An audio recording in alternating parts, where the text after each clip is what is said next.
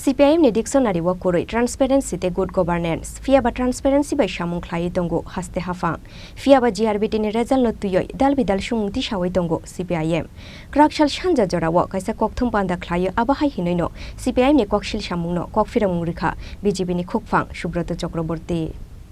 Lai thangnai kisashok sal sekango saklai jangmani GRBT ni group C ni result fia ba GRBT ni result no tuyoi CPIM ni bukhak tuiti sa jangmani dal bidal kokshil samung aboni bage krakshal shanja jorawo haste BJP tangnogo kaisa kokthum panda khlaioi CPIM ni kokshil samung no kokfirang murukha BJP ni khukfang Subrata Chakraborty kokthum pandawa BJP ni khukfang Subrata Chakraborty kokshil samung tisakha haste ni lukurong no kumang mau khiklainani bagoi silemang singsa samung khlai tongo CPIM ni majrani bagoi no kosokna ni nangkha 10323 furungnai rongni nok nukhung sekangni hafang 10323 furungnai rong no tuyoi kesi kereng khlaimani bagoi no tini kotor jungjalok laikha 10323 furungnai rokhunoi CPIM ni dictionary wo koroi transparency te good governance fia ba transparency bai samung khlai tongo haste hafang fia ba GRBT ni result no tuyoi dal bidal sumungti sawai tongo CPIM hunoi 3-4 दिन आगे আমরা লক্ষ্য করলাম GRBT নিয়ে প্রাক্তন প্রধান বিরোধী দল বর্তমানে বিরোধী একটি দল বলা উচিত CPIM একটি সাংবাদিক সম্মেলন করে এবং চিরাচরিতভাবে তাদের যে মূল লক্ষ্য মানুষকে বিভ্রান্ত করা যুব সমাজকে বিভ্রান্ত করা এবং সেই জায়গা থেকে রাজনৈতিক একটা নেতিবাচক জায়গা তৈরি করে সেখান থেকে কোনোভাবে ফায়দা নেওয়া যায় কিনা লাভ তোলা যায় কিনা সেই রকম দৃষ্টিভঙ্গি থেকে মানুষের সামনে কিছু বিষয়কে নিজেদের মতন করে ব্যাখ্যা করে যার কোনো সারবত্তা নেই বাস্তবে সেই রকম উপস্থাপনা করেছে প্রথমতই বলি যেমন আমাদের প্রবক্তা অস্মিতা বলছিল যে GRBTর মাধ্যমে যে নিয়োগ সেই নিয়োগে 1980 জনকে সিলেকশন করে তার মেরিট লিস্ট প্রকাশিত হয়েছে এবং এইটাকে যেখানে ধন্যবাদ জানানোর কথা যারা চিৎকার করেন উঠতে বসতে যে রাজ্যে ছেলে মেয়েদের চাকরি কম হচ্ছে একসঙ্গে 1980 জনকে চাকরি দেওয়ার জন্য একটা উদ্যোগ বাস্তবায়িত হচ্ছে যেখানে এটাকে উৎসাহিত করার কথা সমর্থন দেওয়ার কথা তা না করে নিজেরা যেভাবে শাসনভার পরিচালনা করেছিলেন কিংবা শাসনের নামে কুশাসন কিংবা দুঃশাসন রচনা করেছিলেন সেই দৃষ্টিভঙ্গিতেই মানুষকে বিভ্রান্ত করার আবার একটা অপপ্রয়াস সেখানে আমরা লক্ষ্য করলাম পরিষ্কারভাবে তারা বলছেন কি যে এখানে PRTC যেগুলি দেয়া হয়েছে ফলস PRTC দেয়া হয়েছে যারা 25 বছর টানা ক্ষমতায় ছিলেন তার আগে 10 বছর ক্ষমতায় ছিলেন সব মিলে 35 বছর শাসনভার তাদের হাতে ছিল তারা শাসন ক্ষমতার থেকে বিচ্যুত হয়ে এখন বলতে পারেন যে PRTC ফলস PRTC দেয়া হয়েছে GRBTকে আমরা চ্যালেঞ্জ করে বলছি আপনারা প্রমাণ দিন কার কার ক্ষেত্রে ফলস PRTC দেয়া হয়েছে তার জন্য রাজ্য সরকার তাদের বিরুদ্ধে এবং সমস্ত বিষয়ে যেটা ন্যায় হবে তার জন্য সর্বতোভাবে রাজ্য সরকার উদ্যোগ গ্রহণ করবে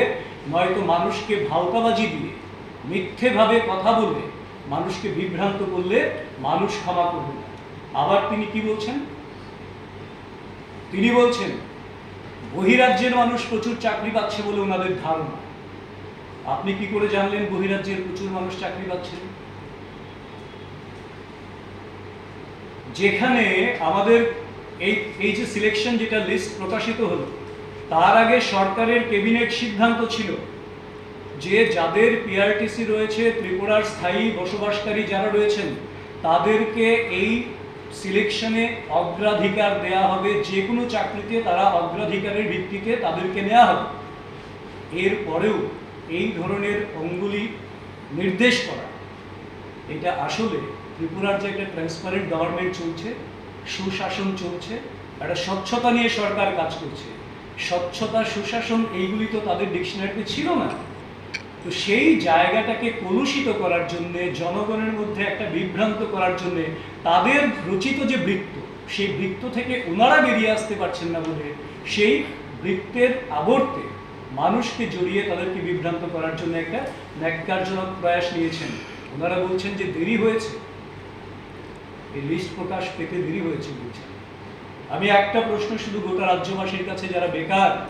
এবং যারা বয়স উত্তীর্ণ বেকার, তাদের সামনে আমি রাখতে চাই। জব ফর্ম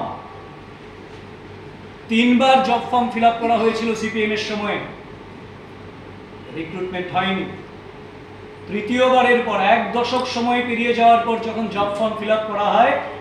তার ফলশ্রুতিতে আমরা কি দেখলাম? বেরিয়ে এলো 10,323।